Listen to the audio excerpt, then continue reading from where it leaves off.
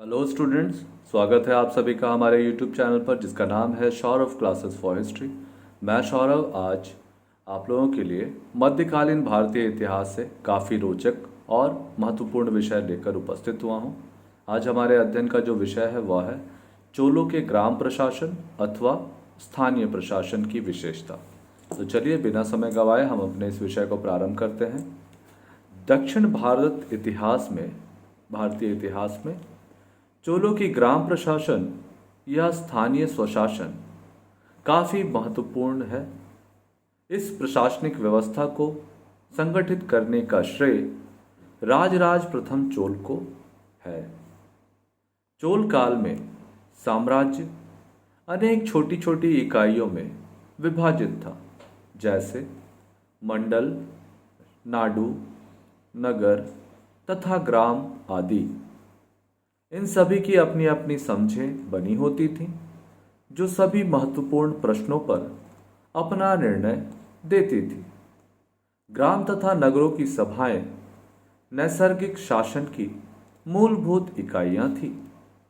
नाडु की प्रशासनिक सभाएं प्रतिनिधियों द्वारा निर्मित होती थी और सर्वसाधारण लोगों की तथा सभा या महासभा ब्राह्मणों के व्यवस्थापन से संबंधित संस्था थी।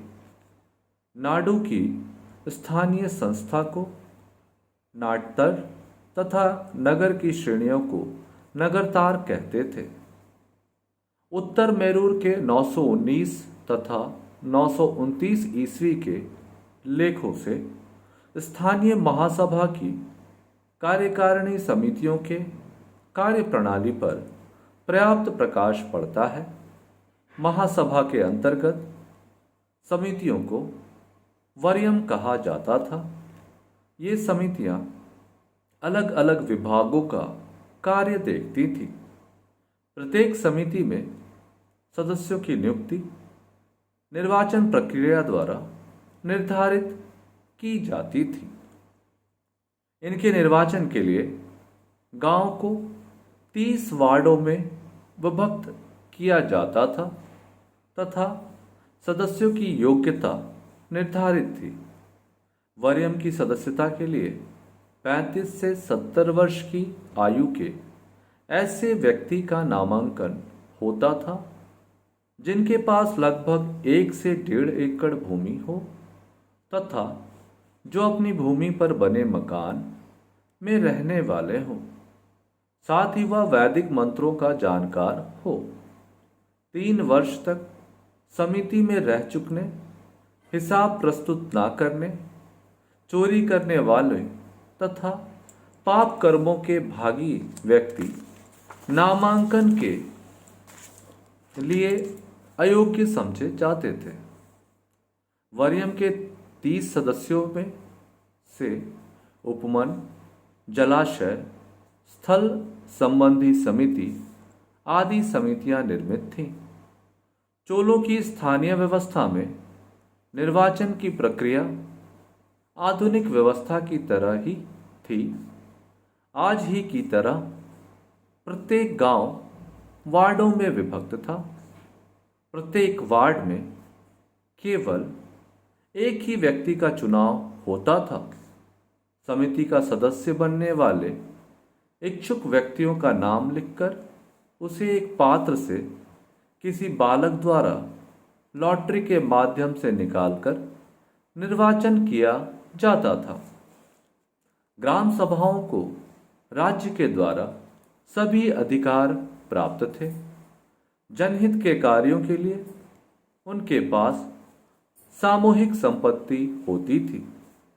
इसके अतिरिक्त ग्राम सभाओं के पास विविध कार्यों का भी दायित्व होते थे। ये सिंचाई, भूमि कर, मंदिर निर्माण, क्रय विक्रय, विपत्तियों में सहायता, शिक्षा के प्रबंध तथा गांव के न्यायिक कार्यों का भी संपादन करती थी। ग्राम सभाओं को स्वायत्त शासन की दृष्टि इस बात से होती है कि राज्य उनके आंतरिक कार्यों में हस्तक्षेप नहीं करते थे, परंतु फिर भी राज्य उनके कार्यों पर दृष्टि रखता था और उनकी सहायता करने के लिए वह गांवों में अपने अधिकारियों की नियुक्ति करता था।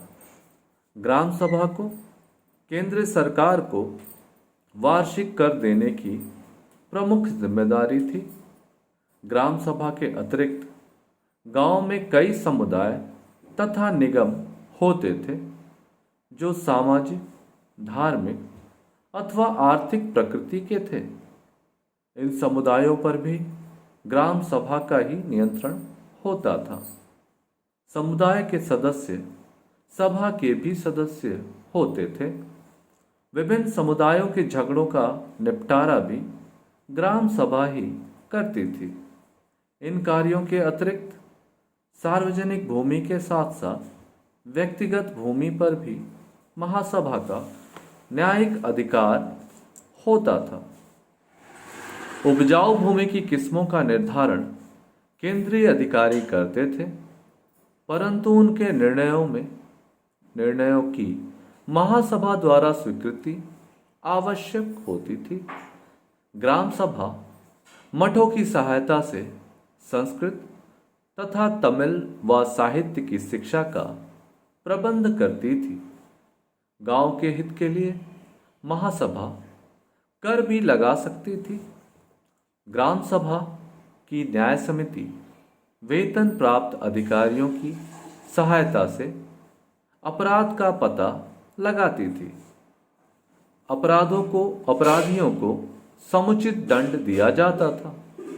राज्य सरकार के अधिकारी ग्राम सभा के कार्य संचालन और लेखे जोखे का निरीक्षण करते थे।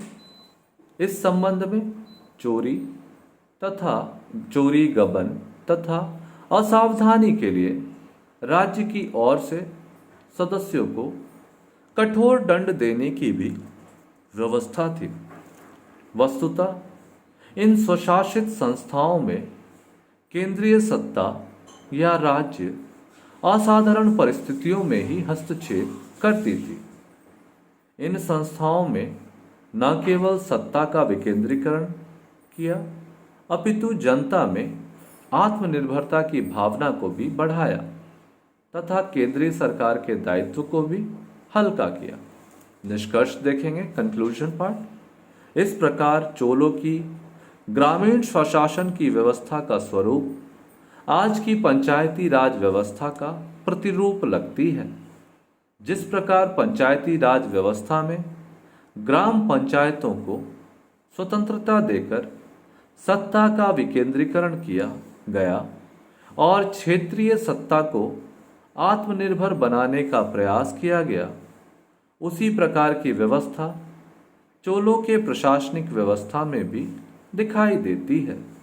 अतः हम निष्कर्षतः कह सकते हैं कि चोलों की स्थानीय स्वशासन आज की पंचायती राज व्यवस्था की पूर्वगामिनी थी। इस प्रकार हमारा यह विषय यहाँ समाप्त होता है। उम्मीद करता हूँ आप इस विषय के नोट्स को अच्छे से तैयार कर लेंगे। यदि आपको कोई दिक्कत हो तो आप हमें मैसेज से भी पूछ सकते हैं। आज के लिए बस इतना ही। धन्यवाद।